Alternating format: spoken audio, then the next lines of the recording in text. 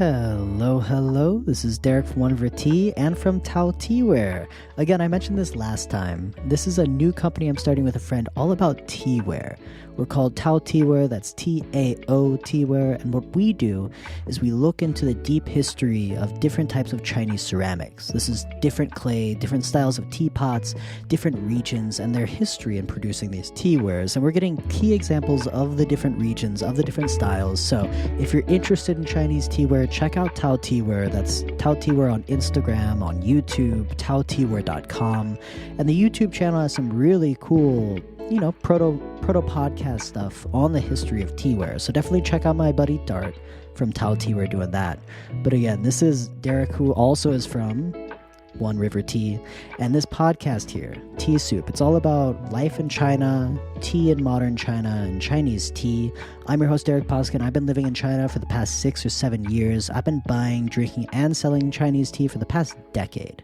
So pop on that kettle, heat up your teaware, and let's get this session started.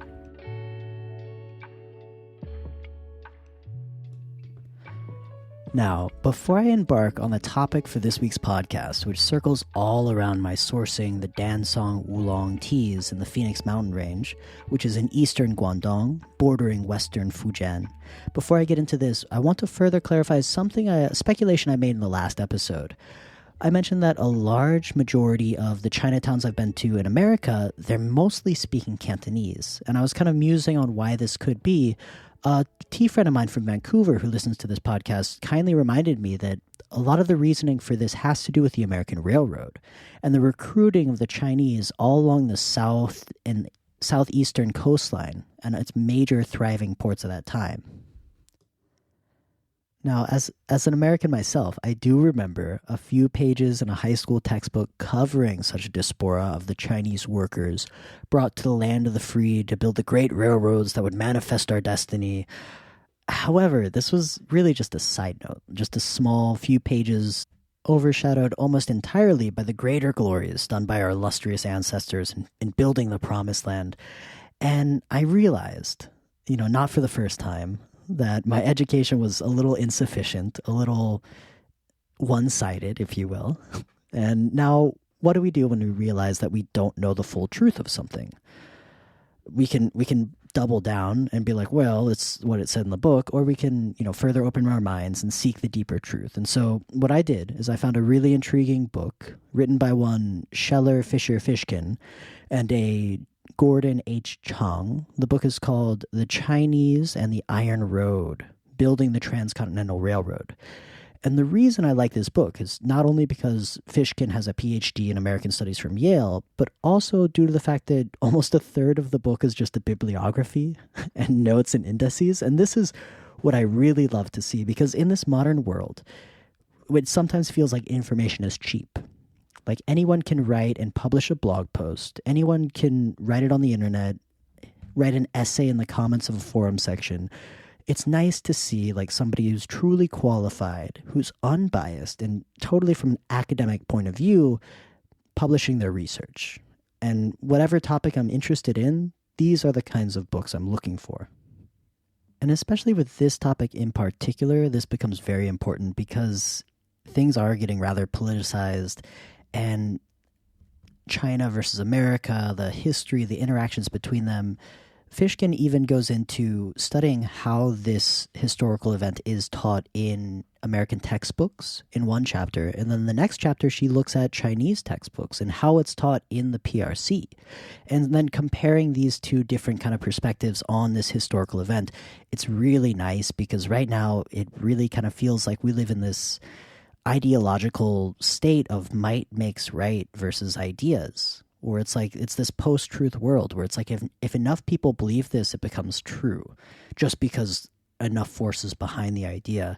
And it's nice kind of taking refuge in these academic texts because it's real truth does exist. Real unbiased objective facts about historical events that might be, rather sensationalized elsewhere are still obtainable. And so anyways, getting really, really far away. This history here could be an entire episode of a podcast, could be an entire podcast in itself. And so real quickly, just to give you a few numbers on the Transcontinental Railroad. Before I get into the purpose behind this episode of Tea Soup here. So the Transcontinental Railroad, it was estimated that 10 to 15,000 Chinese workers were employed to create the western third of the Transcontinental Railroad in America. This was in the late 1860s. And after the completion of the railroad, a lot of the workers didn't quite get the benefits they were expecting, didn't get the promised passage back to their homeland as was part of the initial contract.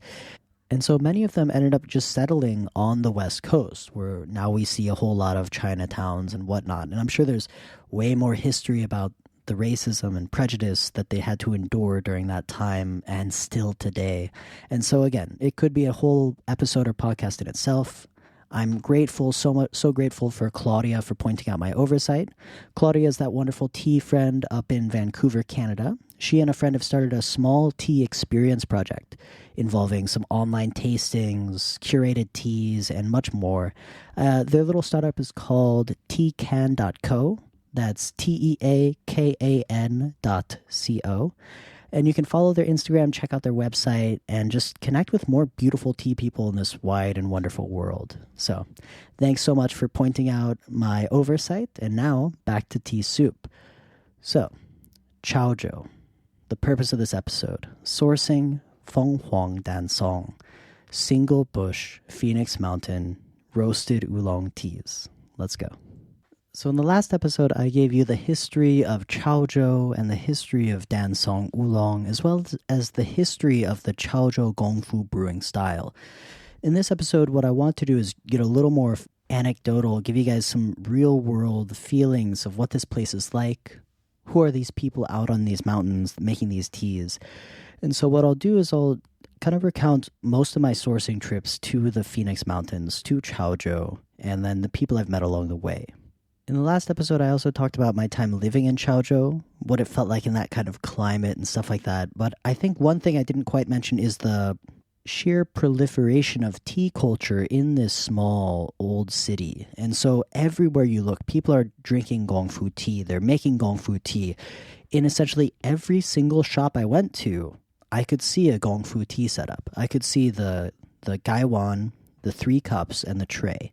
And then, some canister of some random Dancong Oolong that they don't know what the origin is. They don't know how much it costs. They don't know what the varietal is. They don't know what year it is. It's just tea somebody gave them. Like, a lot of the people in Chaozhou, a lot of the normal people, they don't really care about what tea it is as long as it's Dancong tea and as long as you can drink it. And so I go to, the Chaoshi, the convenience store, and the guy at the register is just brewing tea. I pay for my stuff, and then he offers me a cup of tea, and I stand there for a little bit, drink a little bit of tea, and then I move on. And essentially, even in the barber shops, when you go to the barber shops, you're waiting, and they'll just have this Gongfu tea set up. Somebody's brewing tea, and they'll hand you a cup. They'll hand you a cup. They'll hand you a cup.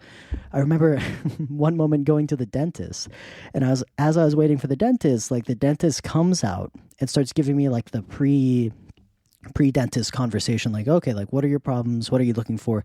And as he's doing that, he's brewing me Gongfu tea. And so it's just it's so common everywhere in this culture. It's what people do. And you'll be drinking tea until 10 p.m., 11 p.m. Things here seem to go later, and then everyone wakes up a little late as well. And then they take a siesta during the noon time as well. So I moved to China in 2016. And that first year, I was kind of just getting used to living in China, practicing my Mandarin, getting it up to scratch, and traveling around in local areas and in the Jiangsu region and whatnot. In 2017, that was my first time I traveled to Chaozhou for the tea, and I was totally blown away by the physicality of this intangible culture, this tea culture. Everywhere you look, people are drinking tea. There's tea shops everywhere, teaware shops everywhere. It was really... It felt like a religious experience. Here's finally that tea culture I expected to see all throughout China, but here it is, codified, condensed, solidified into this Chaozhou tea culture. And so I fell in love with the city immediately, and that was a big part of the reasons why I moved down there, 4 or 5 years later. One thing about this region is it is rather isolated. There are some serious mountain ranges that separate a lot of the northern China from southern China, and so there's not a lot of direct trains that just cut right through them. Usually you have to go around them, find mountain passes, and then transfer through other cities. And so in the past, I've found it easiest from Yangzhou, Jiangsu, which is kind of near Shanghai and Nanjing, to fly down to Chaozhou. And so every time I've flown down to Chaozhou, and Chaozhou doesn't have its own airport. If you remember in the last episode, there's the Chaoshan area. And so there's the three main cities, Jieyang, Chaozhou, and Shantou. And so Jieyang and Chaozhou share an airport. And this is pretty common with these third tier cities. They share these airports and they share a high speed train station. So I fly down to Jieyang, catch a cab into Chaozhou, and just kind of start exploring the city. Again, like I said, it was marvelous to see so many tea shops, so many tea houses, so many people drinking tea. But my purpose here was to get out into the Phoenix Mountains and look at the teas in the Phoenix Village and whatnot, because the Phoenix Village is what I've always heard of. I've always heard of the Phoenix Mountains, the Phoenix Village, Wudong Shan, and stuff like that. And if you remember, I don't have a car. I'm not driving myself. I'm not renting any vehicles. So I'm relying entirely off of public transportation, or if I can, renting a private driver or something like that. But this is when I first got there, and I'm not at that level of renting my own private driver. Right now, I probably would. I would probably talk to somebody about it. But at that time, I'm looking at the bus routes. And so I found like a bus that goes to the Phoenix Village, and it leaves the next day. So while I wait, I kind of look up other things I can do in the region, and there's this really interesting thing called the Heaven's Lake, or Heaven's Pond, Tianshi, and this is right, I didn't quite realize it at the time, this is on the peak of Wudong Shan. And so Wudong Shan, the peak of it is this Heaven's Lake, and so on one slope you have all of the tea fields of the Wudong Shan village, and then on the other side you don't really have tea fields, you have like the roads and stuff like that. And so I make a plan to get out there, and that'll be one of my points of getting to in the Phoenix Village is to this Heaven's Lake. Now, the distance between Chaozhou and the Phoenix Village is a little long. It's about 1 hour by bus or by car, and a lot of windy roads, mountain roads, and whatnot. It's getting a little more developed in certain areas with the highways, double-lane roads. But when I first went there, it was still underdeveloped, a lot of rocky roads and stuff like that. And by the time I get into the Phoenix Village, there's only one hotel at that time in 2017 that was willing to rent to foreigners openly. And so in China, it's very specific about how you rent to people at hotels. You have to get a lot of their information, their ID cards. For foreigners, it's even more difficult because certain hotels have the certification to rent to foreigners. Most of them don't. So the bigger chains will have certification, but the smaller chains won't. And so if you get into a small village like the Phoenix Village, there are not a lot of options. So the one I stayed at that time, it was the biggest building in the Phoenix Village, and they had me on the top floor. It was really awesome, actually. It was more money than I wanted to pay. It was like 300 kwai, which I guess it translates to about $50. But I'm used to paying like 100 kwai, 120, 150. And so, 300 kwai, I'm like, that's quite expensive. But it was on the top floor, really nice rooms, and it overlooks the entire Phoenix Village Valley. And so to give you a geographical viewpoint, there are mountains all in the distances. Some mountains a little close, a little peaks here, a little peak there, but a lot of just mountains in the distances. And then a lot of flatlands with a lot of tea being grown on the flatlands. And so when the morning light comes through, it's just absolutely gorgeous. It breaks through the mountains and the mist and just falls all over the valley. It's absolutely gorgeous.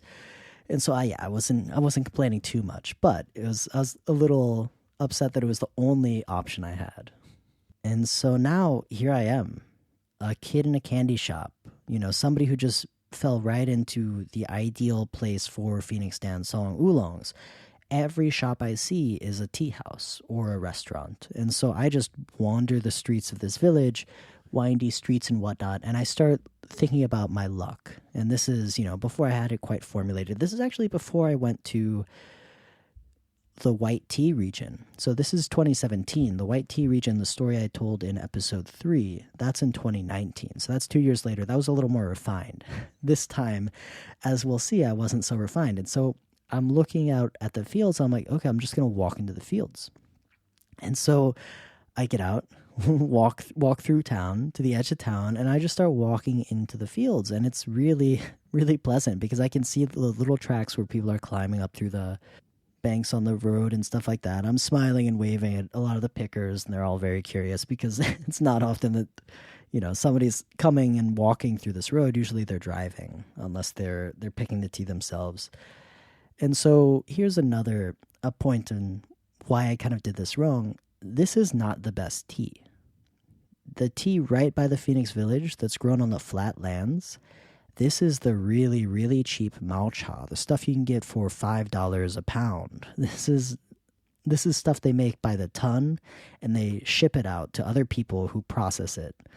And so even if I did find a really nice person, which I did, and I'll tell you about them, their teas are not the highest quality teas. Even if I like the guy so much, and I really build that guanxi, that connection, it's kind of for a waste, honestly. And so that's a note to my past self. Like, what are you, foolish kid walking through the Badlands? Anyways, so I walk and find somebody making tea. And this is the first guy I'll introduce you to. This is Mr. Lin. And Mr. Lin, we call him proper family man because he's just a gold-hearted guy. He's just the greatest guy. He has like 3 daughters and lives with his wife and his grandmother, or his mother, I guess.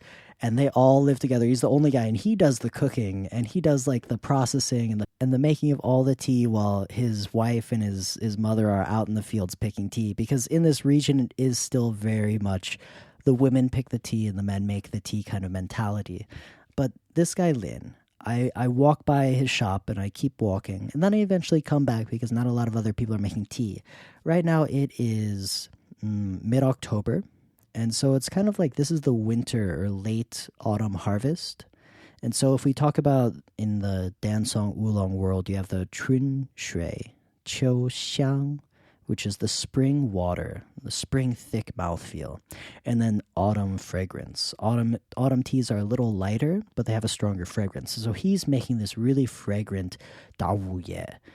And so I come by because I see him kind of withering it out, and he starts killing the green and stuff. And so I just stand in the garage, opening garage way of where he's working in his factory. I just sort of watch him, and eventually he just kind of looks at me, waves, and just keeps going about his business. And then I start asking him questions, and he's super friendly, telling me, and he just walks me through all of the steps one by one by one. And I'm just like very, very gracious for him. And so eventually we start talking, we start drinking some of his teas, and they're pretty good. And I'm like, oh, do you have any finished teas? He's like, nope, I don't do any finished teas. I just do Mao Cha. And he says that he has 4 or 5 harvests a year for the Mao Cha. And then he just sells the raw tea. Mao Cha meaning that it has the huang pian, it has the old last year leaves in it. It hasn't been sorted out, it has some twigs in it, it hasn't been charcoal roasted. It's just essentially made to that point where it kills the oxidization and totally dries the tea. And then he sells that to other people that want to finish it. And so he's really just a Mao Cha guy. But one of the glorious things that he had is he introduced us to aged Dancong. He's like, there's this really weird tea that nobody likes that my grandpa or my dad stored away back in the 80s? The 80s or so. He had the exact year of the different tins and stuff. And so he takes them out and we're drinking them. And like we started like, I'm like, oh, these are actually really cool. He's like, you like them? Nobody here really likes them. And for us, it's like medicine. We only drink this when we're sick. Like nobody would drink this for pleasure. And I'm like, listen, I know a lot of Westerners that would love to drink this and have a great time drinking this tea. It's fascinating. It's interesting. It's complex. It shows you how teas can change with time. And he's like, okay. And so we negotiate a price, and it's actually pretty fair. Like, he didn't bring out these teas like, oh, like, I can jack up the price really huge for this guy. He's just like, here's some aged tea, and here's a reasonable price for it because I only have so much of it. I can't make more of this. And so that was a really cool find out of Lin, and we've got some educational Mao Cha samplers out of him in the past. some interesting experiments. He made a wok fried green tea version of the Dancong Oolong, which is pretty interesting. But essentially, like, there was not a lot of growth in that connection. Like, I still love Lin. I think he would be a really cool guy to kind of show people the simple process. People who don't want to get too deep into the mountains, that just want to stay in the Phoenix Village. It's kind of like a walking day trip to get to where he is. He can show you the whole process, and he's just a super friendly guy and a great cook. So, walking out of Lin's place, I just kind of walk around the village down there, and it's really nice. It's peaceful, and I run into, I get a little bit of curious looks. Like, some kids on bikes keep biking by me and shout out a hello in, their Chinese dialect of the English. They're actually Chinese characters that are hello. And so a lot of Chinese people will just say hello instead of like hello, and still like use the Chinese transliteration version of hello. But anyways, they kind of circle around me. We start talking a little bit, and then they start kind of like pranking me. Like, they're like, "Oh, see that? You can eat that. That's an edible fruit. That's the dragon fruit." And I'm like, "That's dragon fruit? I thought dragon fruit was, this like red orb that was like really would stain your fingers and stuff like that." And they're like, "No, like, this is dragon fruit." And they show me like this green cactus, and they're like, "You can eat this." And I'm like, "Really? You can eat this?" And he's like, "Yeah, give it a try." And the other kid's like, "Yeah, give it a try." These kids are like 8 years old, 10 years old.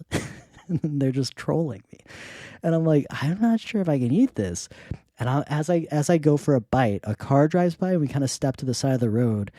And the guy, like, in the car kind of stops, and he says, like, "Don't eat that," in Chinese.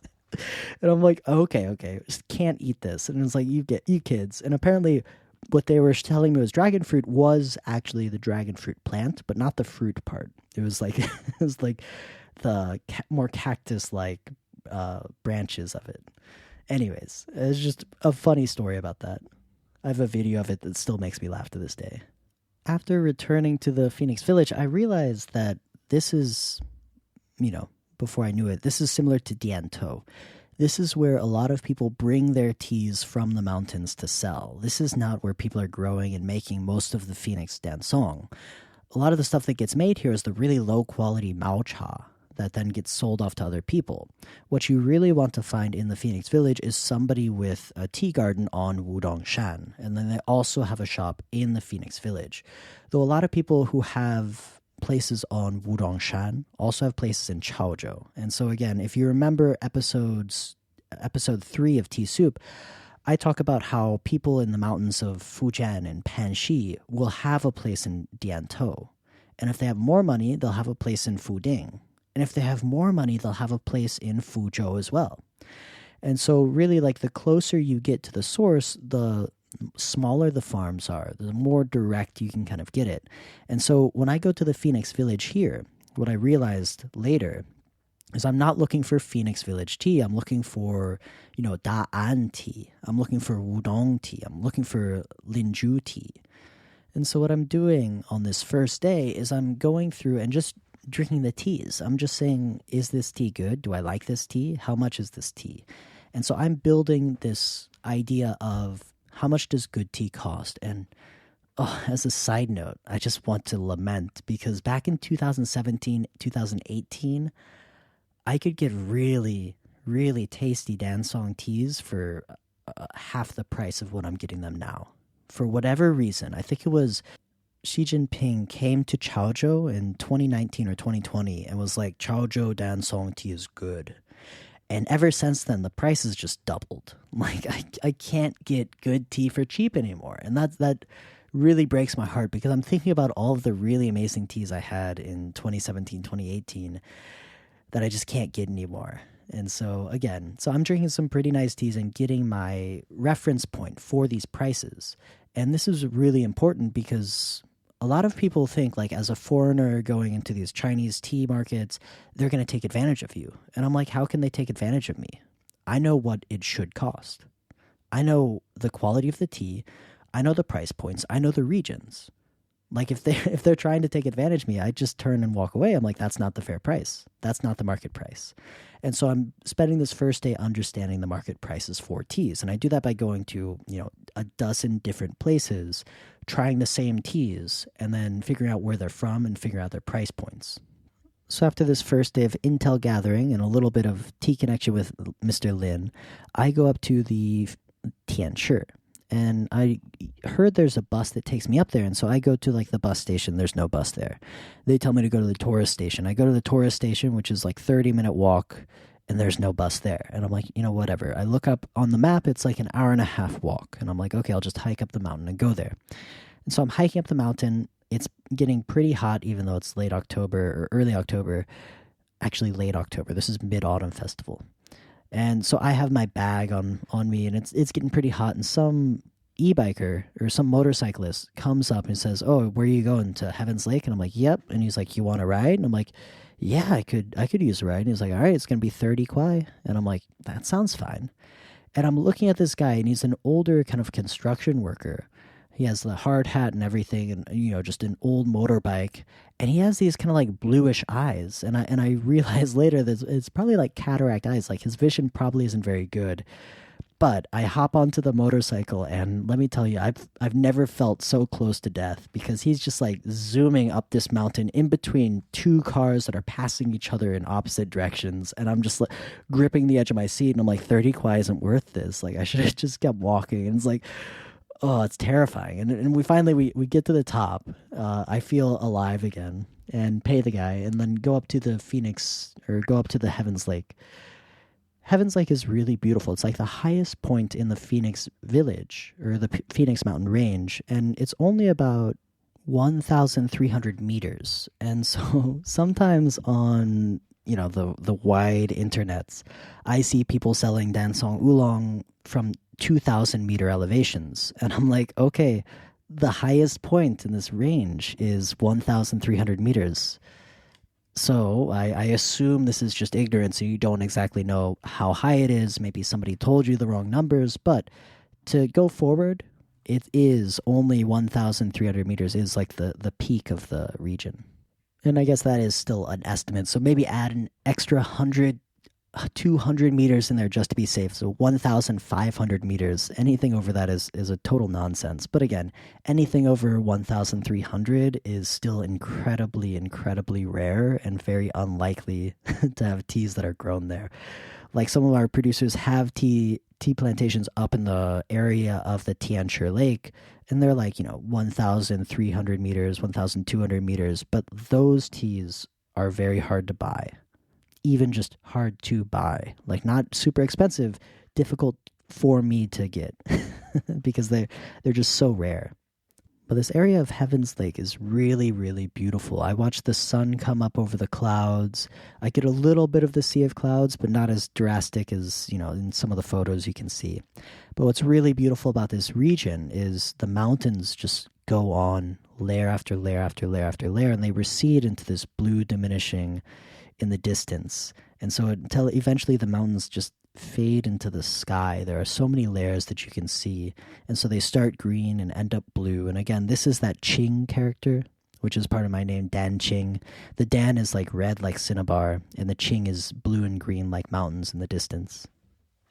Eventually, after taking in this view for a long time, drinking a little bit of tea, brewing some gong fu up here, I find the bus that takes me back down the mountain, and I start getting back into the tea houses. I visit some of the people that I met the night before. One guy that I really liked, that I have actually forgotten his name, he was a dentist, actually, and I found this out a little later, but I liked his teas. He was very knowledgeable, and I think the difference here, the reason he was so knowledgeable and so excited about the culture, maybe he was in part compensating for it, but he didn't have any tea plots of himself. For himself. He wasn't a tea maker. He wasn't a tea farmer. He was just there buying and selling tea. And so his draw to tea was all about just, what it tasted like, how to pin cha, how to taste the tea, how to discern the subtle differences and whatnot. His main job was a doctor, a dentist. And so we're drinking tea. It is the Mid-Autumn Festival. And so he invites me up for like Mid-Autumn Festival lunch or dinner. And I was like, oh, that's very sweet.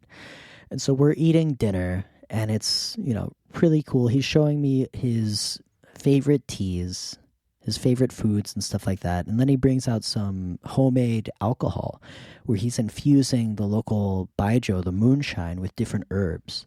And so he's sampling some out for me, and he's like, I would drink with you, but I can only drink a little bit. I can only drink 1 cup. And I'm like, okay, like, are you allergic to it? He's like, no, I have to do some dental work later. And I'm like, oh, so so that means you can only drink 1 cup of moonshine, huh? And he's like, well, drinking one cup is fine, evens my hand, stables my hand. Drinking more than that, you really don't want to do dental surgery after a couple cups of moonshine. I'm like, yeah, it's definitely right. But anyways, I end up buying some of his tea, and this is, before I started One River Tea. And so this is when I'm just drinking the tea that I like for myself. And so I buy a few pounds of a few different styles, and I'm like, oh, this is pretty nice. And then as I'm leaving his place, I come across somebody that actually became one of our future main connects. This is Wei, Master Wei, and he's in this tiny shop that's mostly boxes that's just, at the moment, as I walk by, just filled with kids running around, laughing, and he's in the background, like, pouring some tea with some friends. And I'm like, this is a very exciting atmosphere. And one thing that always, that I look for are the people that are not trying to dress up their shops, not spending a lot of money in this decor, but just really being tea makers and tea farmers and stuff like that. And so I'm drawn to this atmosphere. He welcomes me in, and I drink some of the best teas that I've had this whole trip. I'm just totally blown away by it. and so what's really cool is we go out and eat some xiaokao. He treats me to xiaokao after dinner. This is the Chinese, the yeshao, the late night snack. And so we eat some barbecue. Xiaokao is like meat on skewers, vegetables on skewers, mushrooms on skewers, cooked over charcoal. And that's what xiaokao is, if I mention it in the future as well. And so we eat xiaokao and drink some beers. And by some, I mean quite a few. I think I had 3 or 4 beers, and so did he. And then we're walking back to his shop. He has a set of 2 twins and a daughter, and it's just a really nice kind of family feeling. Again, like, has that proper family man feeling, but, this guy smokes and he drinks, where Mr. Lin does not smoke or drink. He's just that nice, proper family man. We get back to Master Wei's tea house, and he's just brewing some tea, and he takes out this really nice Ba Xian. I think it was some Ba Xian he made the year before, 2016. And it was remarkable. It cut through my drunken mind immediately, and after drinking it, I just felt sober. I didn't feel at all inebriated after that, and I was like, this is really incredible tea. I think we actually managed to source this tea for a little while. Back in 2020, I think I asked Wei if he still had some of it, and he did. And so he sold me the rest of his stock, because this was a very special tea for me. And so if you're listening and you've been supporting us for a while, you might have had some of this 2016 Ba Xian from Wei. And it was just, yeah, this was the moment of conversion for me to this guy. And so one kind of embarrassing fact here, I didn't know his name really. I was really slow to learn these Chinese names. I'm not very good at it. I've gotten better. But at that time, he was wearing a red shirt. And so this time I've probably met like a dozen different tea makers, and they're all giving me their names. They're all drinking different teas with them, and I'm trying to remember who's who. And so I started giving them nicknames, right? So there's Proper Family Man, there's the dentist, and then this guy, Poor Wei, who's wearing his red shirt, I just called him Red. I'm like, all right, that guy was Red. Red shirt, connect it, remember that, got it. And so for the moment, that was enough for me, and then I had to break the habit of just calling him Red for no reason after that. after I remembered his name was Wei. If you were here for the Dragon Well sourcing episodes, you know that my ability to remember Chinese names has transformed considerably. And now I actually, somebody tells me their name, I remember it, I translate it, I tell them, wow, that's a beautiful name. Or I tell them, oh, that name is a little, no, I usually compliment their names. So this episode here is only just going to be an introduction, a really brief introduction of all of these different people I met prior to my most recent few trips.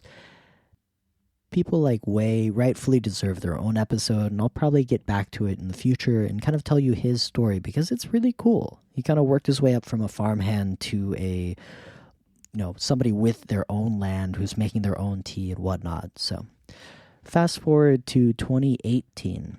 2018, again, it was around this time in autumn, I came back to the Phoenix Mountains with Alex, and we did our first kind of sourcing together. This is when we met Miss Chen, who we called Huiwei, because that's the name of her tea house. And so she was just Huiwei for a very long time. But she was connected with a group of other tea makers that we all kind of hung out with during that time. And so her teas were really good, really well roasted, and I really appreciated them from my first experience in 2017.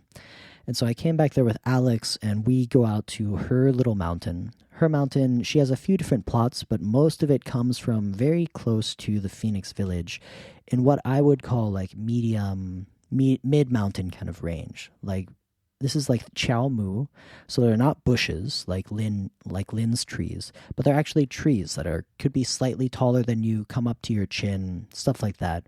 One thing that really impressed me about Miss Lin is she's the one making the tea.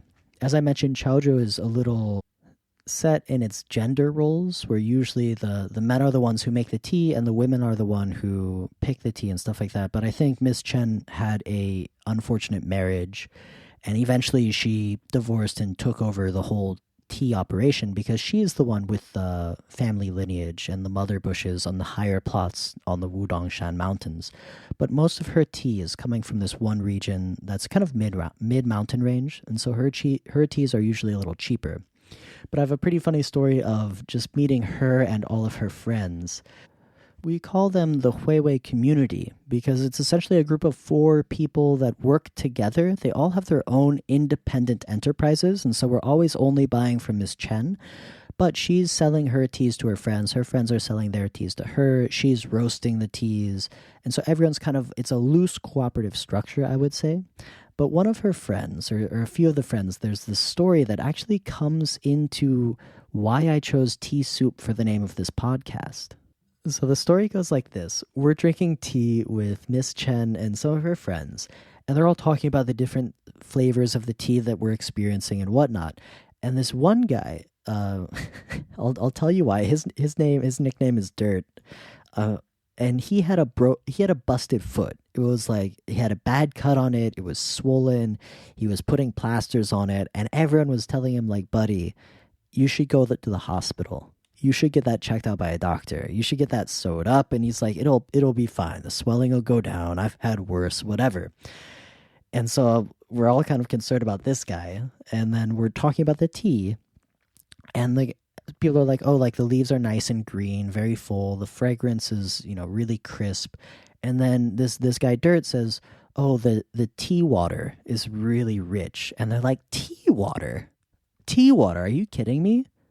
Tea water? It's called tea soup. It's tea soup, buddy. It's not tea water." And they're just giving this guy crap. And he's like, "It's the same thing." And they're like, "No, it's not. Tea water is a dirt name. Tea soup is like the cultured name. This is what it's actually called." And he's like, "It's the same thing anyways." I'm like, okay, but you really should get that foot checked out. And so dirt in Chinese is kind of like, it means crude, crass, like kind of like of a lower class or something like that. Not as elegant as some of the other things. So I visited people's, ancestral homes, their old homes and stuff like that. And they apologize. They're like, "Oh, I'm sorry. It's a little dirt. It's a little low. It's not as like nice as you would expect." And I'm like, it's totally fine. It's totally fine. And so unfortunately, when Alex and I were comparing notes about the day and the teas we were drinking from the Huiwei community, we were talking about all the different types of teas. And then we were like, "Oh, what about the one guy with the foot's teas?" And, we're like, "Oh, Dirt's teas?" And so, yeah, he unfortunately got stuck with the name Dirt. And over the time, when we were there, his foot did get progressively worse, and I think he did eventually go to the hospital, which is good. And I actually kind of want to take a rather long tangent here and go on a Chinese hospital tangent and tell you what it's like, because I don't know if you can tell from my voice or my shortness of breath, but I'm actually pretty sick right now. I have pneumonia, and I've been going to the hospital every day for the past 5 days and doing like IV sessions and stuff like that. And I think it would be just really interesting to give you an insight into the workings of a Chinese hospital. And so let's do it. So a lot of the Chinese hospitals I've been to are relatively clean compared to a lot of other things in China. And public bathrooms come to mind. But in China, the hospitals are kept very clean and everything is very systematic, very streamlined. And if you can imagine, the population densities sometimes get so intense that the doctors just don't have enough time. And so the doctors will just run you through the process and see maybe 200 patients a day.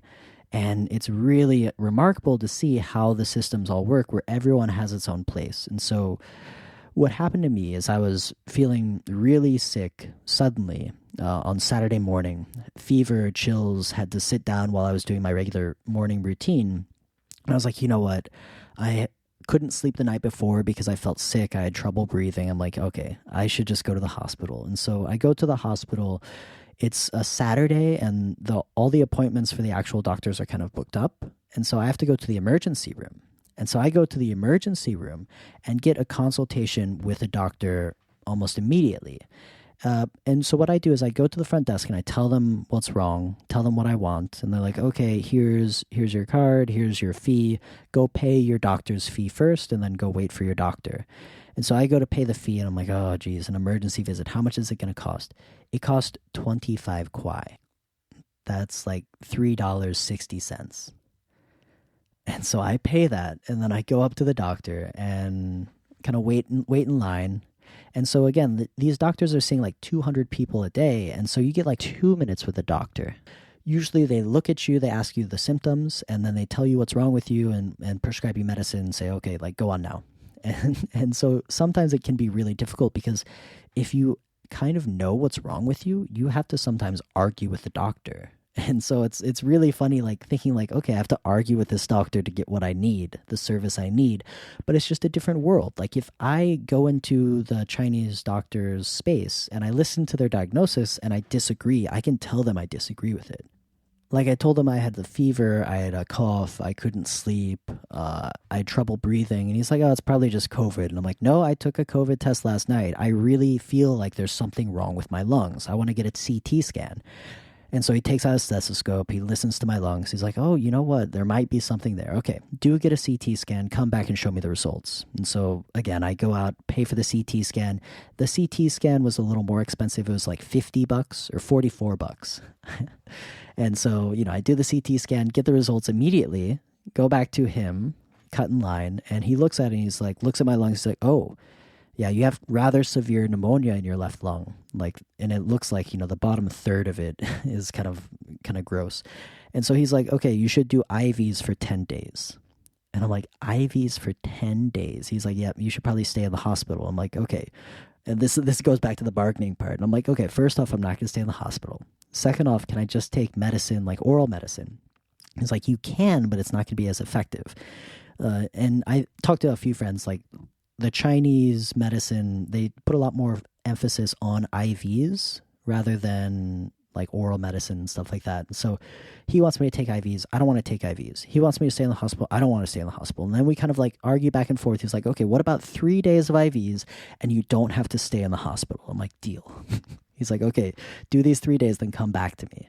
And so then he writes me the script for the IVs, and that's a little expensive too. That's like $100. I'm not paying with insurance, by the way. I'm just paying out of pocket. $100 for like 3 days of medicine. That's 2 IV sessions a day for 3 days. Each session is like an hour and a half. And so I've been spending a lot of time in hospitals recently. And the IV room is kind of pretty well set up. You can just go there. They call it gua shui. Gua shui is hilarious because it means gua is hang and then shui is water.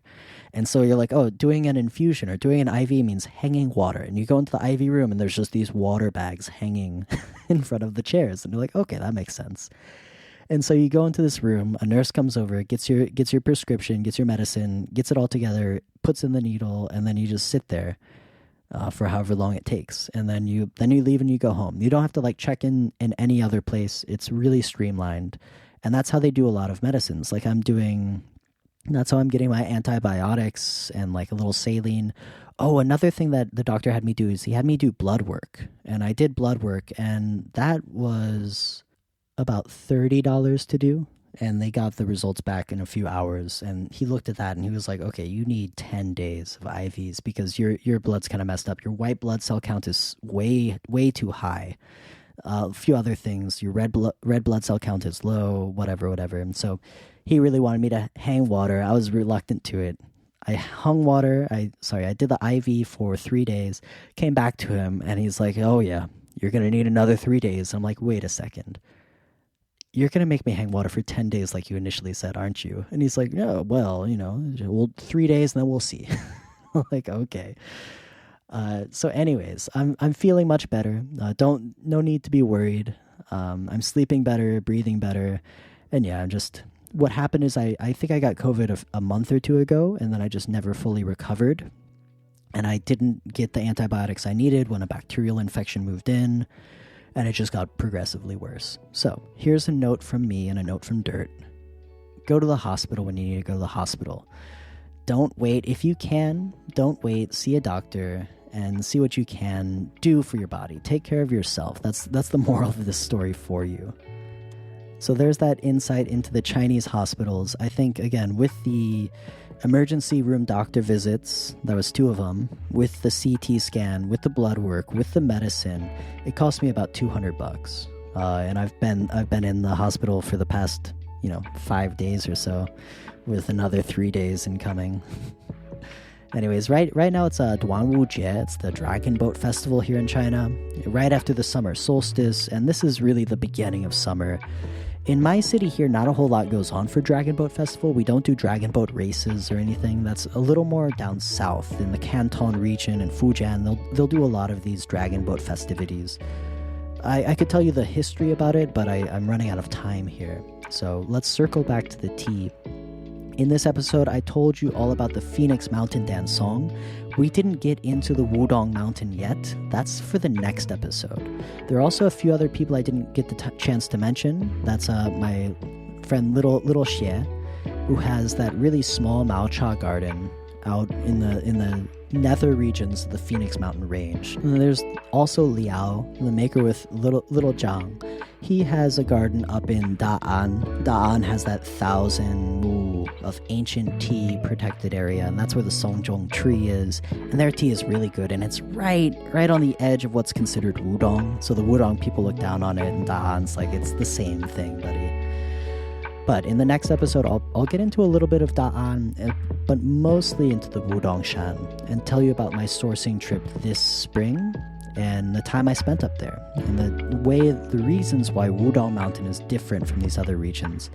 And if I have time, I'll get back into the more details of the other people I've met in this Dancong Oolong sourcing trip. So, again, this is Derek from teaware. Oh, and One River Tea. Wishing you guys a healthy time. In Duanwujie, it's a good time to consider your health and be healthy and see the doctor if there's anything wrong with you, and don't get pneumonia like I did. And again, keep drinking tea. Yeah. Until next time, guys. Brew happy.